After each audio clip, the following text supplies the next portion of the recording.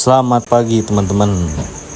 Kembali lagi bersama Rifki Rauf. Ini saya lagi ngambil larva nila kekar ya. Ukurannya size 12. Ini bersama Mario tim Hak Cherry nila kekar Retail Malang.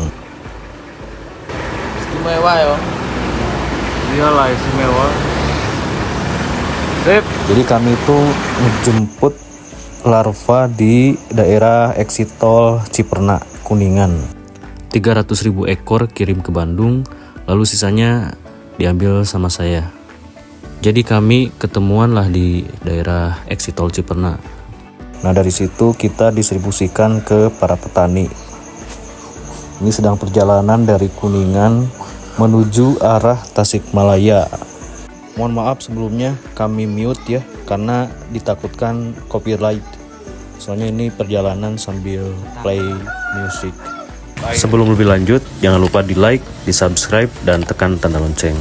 Karena subscribe bagi saya itu sangat membantu ya untuk membangun sebuah konten seputar vlog, visit ke petani, edukasi, sharing, dan lain-lain. Stay tune, let's go.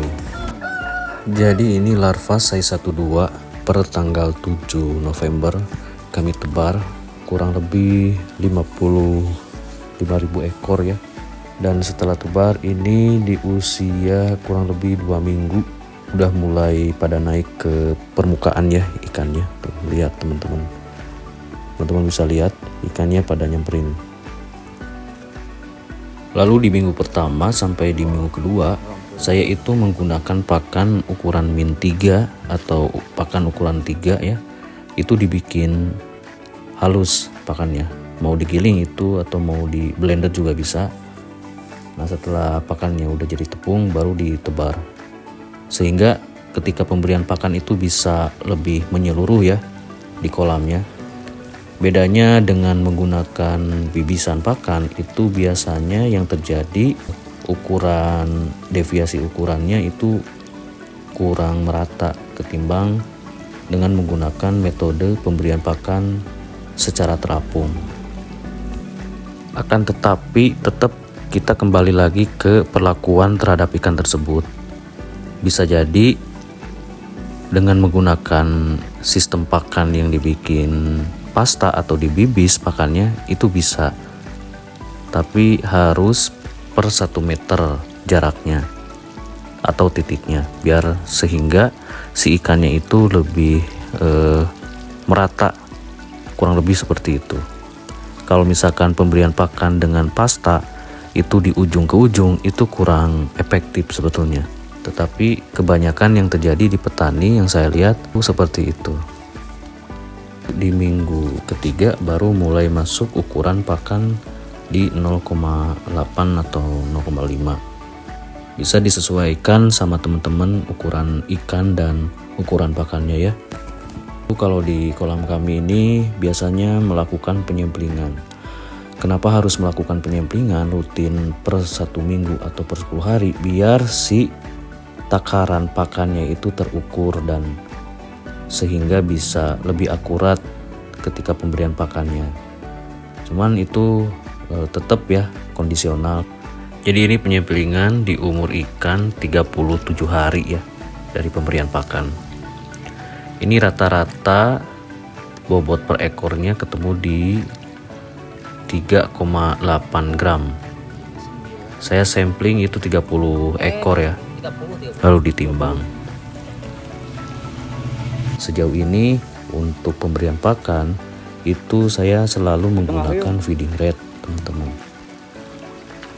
Jadi untuk pemberian pakan pun disesuaikan ya dengan kondisi dan situasi yang ada di kolam pendederan tersebut, karena kita nggak pernah tahu akan adanya hal yang tidak terduga, seperti ada air dari sungai yang mengandung limbah atau airnya agak keruh terus masuk ke kolam pendederan. Itu juga sangat berpengaruh terhadap ikan tersebut, sehingga ada penurunan penggunaan feeding rate yang seharusnya sekian kilogram, lalu ada penurunan karena feeding rate-nya itu bisa disesuaikan dengan kondisi parameter lingkungan air tersebut.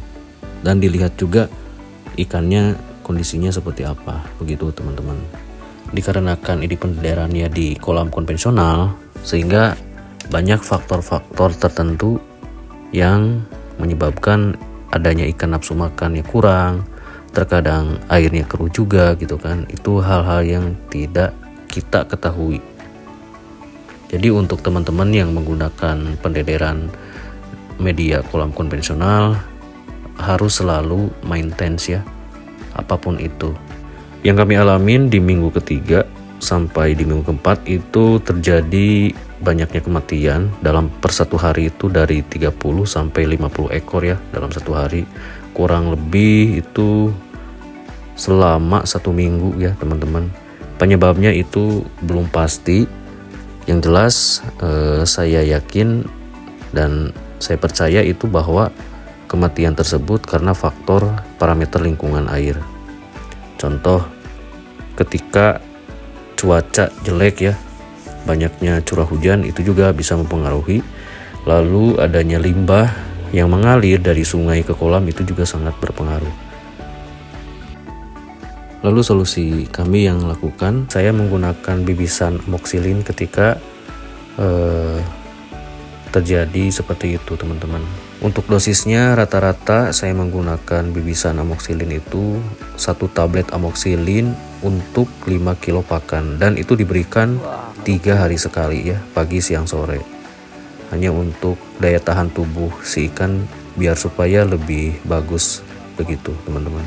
Ada yang harus teman-teman ketahui, karena untuk di kolam pendederan khususnya di kolam tanah atau konvensional, teman-teman mesti harus menggunakan jaring sebelum si air itu masuk ke dalam kolam. Dan pastikan lagi di kolamnya itu di bawah lumpur harus steril ya, biar supaya tidak ada celah untuk ikan jenis lain bisa masuk ke kolam, karena itu bisa mengganggu siklus budidaya dan bisa mencemari kualitas calon benih atau calon bibit tersebut, sehingga ketika nanti dipanen akhirnya banyak yang komplain dikarenakan ada ikan nila yang tercampur dengan ikan nila tersebut ketika pendederan. Banyak yang terjadi di kolam pendederan khususnya di petani-petani yang lain. Saya tidak berani menyebutkannya karena mereka perlakuannya kurang ekstra gitu teman-teman. Jadi akhirnya bisa mengganggu ke kualitas atau keaslian bibit tersebut.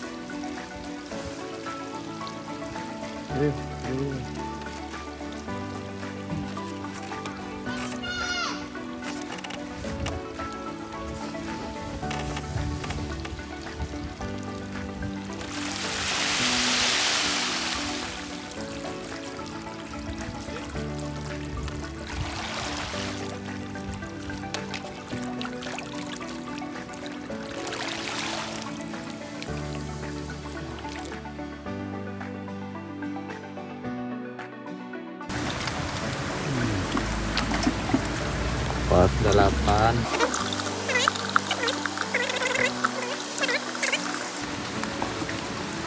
26, 30 ekor guys. Untuk pendederan di kolam ini saya menggunakan pada tebar di 80-90 ekor per meter kubiknya ya. Lalu ketinggian air itu sekarang ini masih di posisi 50-60 cm. Jadi kami tinggal menghitung hari ya untuk pasca panen. Untuk panen nanti kami akan liput kembali hasil panennya pakannya habis berapa, mortality-nya ada berapa, FCR-nya berapa, atau SR-nya ada berapa persen. Oke, see you next time. Thanks for watching and jangan lupa di subscribe. Bagi teman-teman yang membutuhkan bibit strain nila kekar 021 bisa hubungi nomor kami di bawah ini atau di deskripsi.